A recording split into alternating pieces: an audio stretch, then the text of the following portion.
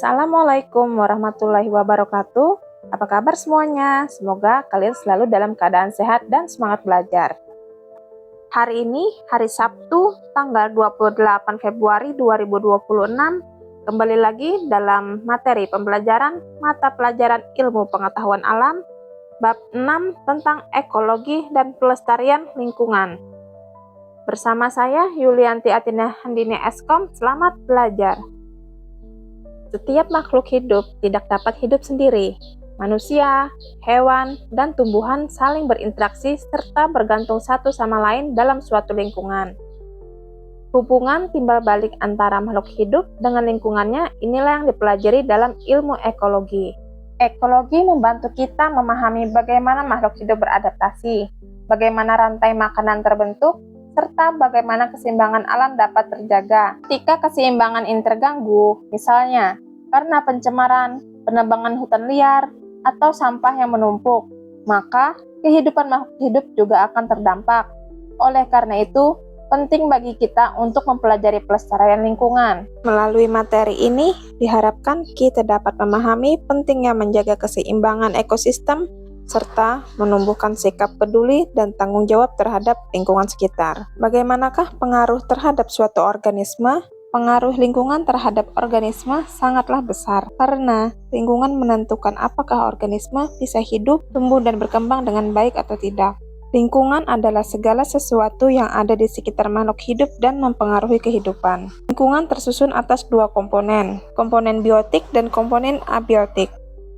Komponen biotik adalah komponen ekosistem berupa makhluk hidup seperti hewan, tumbuhan, mikroorganisme yang berinteraksi dalam rantai makanan. Apakah manusia terlibat? Ya, intervensi manusia adalah faktor yang paling berpengaruh terhadap lingkungan hidup. Pembukaan lahan, perkebunan, pembuatan kota, jalan raya, semuanya secara dramatis mempengaruhi lingkungan hidup. Akibat dari perbuatan manusia ini banyak dihasilkan polusi yang merusak lingkungan. Sedangkan komponen abiotik adalah komponen tak hidup seperti tanah, air, udara, cahaya matahari, dan suhu yang membentuk lingkungan fisik dan mempengaruhi kelangsungan hidup komponen biotik. Seperti apabila suhu terlalu tinggi atau rendah, organisme bisa stres atau mati. Apabila tanaman yang jarang atau tidak mendapatkan air, maka tanaman akan layu. Apabila tanaman yang berada dalam pot dibiarkan di dalam ruangan yang minim cahaya matahari, maka pertumbuhan tanaman akan terhambat. Perhatikan pada gambar. Ini adalah merupakan salah satu contoh ekosistem air kolam, yang mana terdapat komponen abiotik, yaitu air, udara, suhu udara, pH, batu, dan tanah. Adapun yang termasuk ke dalam komponen biotik adalah ikan, bebek, kodok, tupai, beruang, burung, rubah, kadal, capung, dan bakteri. Pada konsep ekologi, terdapat tingkatan organisasi kehidupan mulai dari individu, populasi, komunitas, ekosistem, bioma, dan biosfer. Individu adalah makhluk hidup tunggal, contohnya seperti batang pohon kelapa, satu ekor tikus, dan seorang manusia. Populasi adalah kumpulan individu sejenis yang berinteraksi pada tempat dan waktu tertentu. Misalnya, serumpunan bambu di kebun dan sekumpulan kambing di padang rumput. Komunitas adalah kumpulan berbagai makhluk hidup yang berinteraksi dan hidup di area tertentu. Misalnya, seluruh organisme yang ada di sawah terdiri atas padi, tikus, belalang, burung, dan ulat. Ekosistem adalah suatu sistem di mana terjadi hubungan interaksi saling ketergantungan antara komponen-komponen di dalamnya, baik yang berupa makhluk hidup maupun yang tidak hidup. Kumpulan ekosistem serupa membentuk bioma, sementara gabungan seluruh bioma di bumi membentuk biosfer. Bioma adalah ekosistem yang sangat luas dan memiliki vegetasi tumbuhan yang khas. Misalnya, bioma gurun, bioma tundra, dan bioma hujan tropis. Sedangkan biosfer adalah lapisan bumi yang di dalamnya terdapat kehidupan. Apa saja lapisan itu? Yaitu atmosfer, litosfer, dan hidrosfer.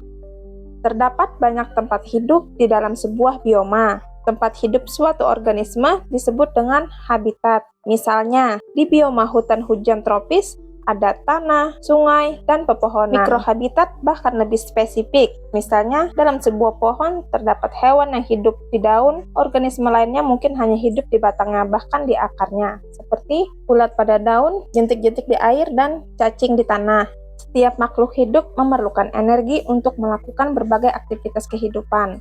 Hewan mendapatkan energi dengan cara memakan tumbuhan atau hewan lainnya. Adapun tumbuhan mendapatkan energi dari cahaya matahari melalui proses fotosintesis. Sesuai hukum kekekalan energi, yaitu energi tidak dapat diciptakan atau dimusnahkan, tetapi dapat diubah dari satu bentuk ke bentuk lainnya. Pernahkah kamu memperhatikan air hujan yang turun dari langit? Dari manakah air yang ada di langit tersebut? Mengapa meskipun hujan terjadi setiap tahun di Indonesia, jumlah air cenderung tetap bahkan berkurang? Merupakan salah satu senyawa yang memiliki siklus atau daur. Di alam, unsur-unsur kimia beredar melalui komponen biotik dan kembali lagi ke lingkungan. Proses tersebut terjadi berulang-ulang dan tak terbatas. Pada bagian ini akan dibahas beberapa daur yang terjadi di alam, di antaranya siklus air dan siklus karbon. Daur biogeokimia adalah siklus peredaran unsur-unsur kimia penting, seperti air, karbon, nitrogen, fosfor, dan sulfur dari lingkungan ke makhluk hidup, lalu kembali lagi ke lingkungan secara terus-menerus. Air merupakan zat yang sangat dibutuhkan oleh semua makhluk hidup. Air yang ada di permukaan bumi akan mengalami penguapan saat terkena sinar matahari dan membentuk awan. Penguapan air juga terjadi pada daun tumbuhan yang disebut transpirasi. Selanjutnya, awan tersebut akan mengalami kondensasi. Kondensasi terjadi ketika uap air yang berwujud gas berubah menjadi cairan seiring menurunnya suhu atmosfer. Akibatnya, awan semakin berat karena semakin banyak kandungan airnya, kemudian air turun ke bumi dalam bentuk hujan atau presipitasi. Siklus lainnya yang sering kita temukan di alam adalah siklus oksigen dan karbon. Tumbuhan menyerap karbon dioksida melalui proses fotosintesis untuk menghasilkan zat makanan atau karbohidrat dan oksigen. Oksigen yang dihasilkan tumbuhan digunakan manusia, hewan, dan organisme lainnya termasuk tumbuhan lainnya. Oksigen digunakan dalam proses respirasi untuk membakar zat makanan di dalam sel sehingga dihasilkan energi yang digunakan untuk proses kehidupan. Respirasi menghasilkan gas karbon dioksida yang dilepas ke udara. Tumbuhan, hewan, dan organisme lainnya yang mati juga akan diuraikan oleh dekomposer menghasilkan gas karbon dioksida. Beberapa jasad yang mati akan menghasilkan fosil yang dapat dijadikan bahan bakar. Bahan bakar yang mengandung karbon ini jika digunakan atau dibakar akan menghasilkan karbon dioksida. Hubungan saling mempengaruhi antara komponen biotik, makhluk hidup, dan abiotik lingkungan fisik untuk mempertahankan keseimbangan lingkungan.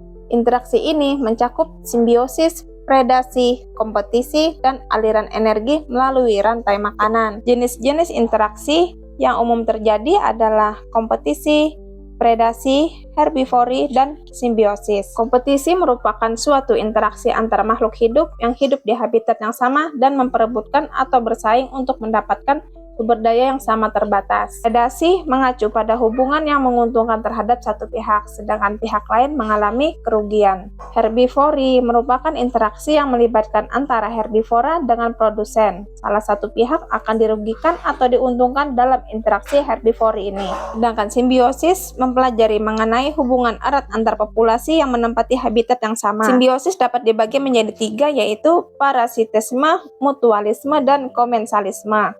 Parasitisme adalah hubungan ketika salah satu organisme yang disebut parasit mendapatkan keuntungan, sedangkan organisme lain yang disebut inang dirugikan.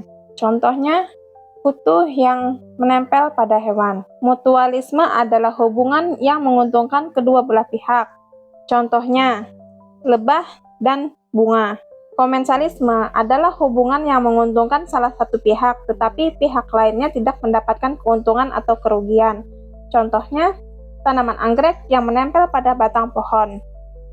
Komponen abiotik seperti tanah, air, cahaya matahari, udara mempengaruhi kehidupan biotik. Begitu pula sebaliknya, seperti tumbuhan yang membutuhkan matahari, air, dan CO2 untuk fotosintesis. Cacing tanah yang meningkatkan aerasi tanah yang membantu tumbuhan tumbuh.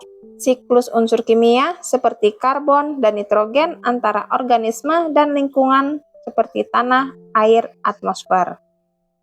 Sampai di sini dulu materi minggu ini. Saya ucapkan terima kasih. Wassalamualaikum warahmatullahi wabarakatuh.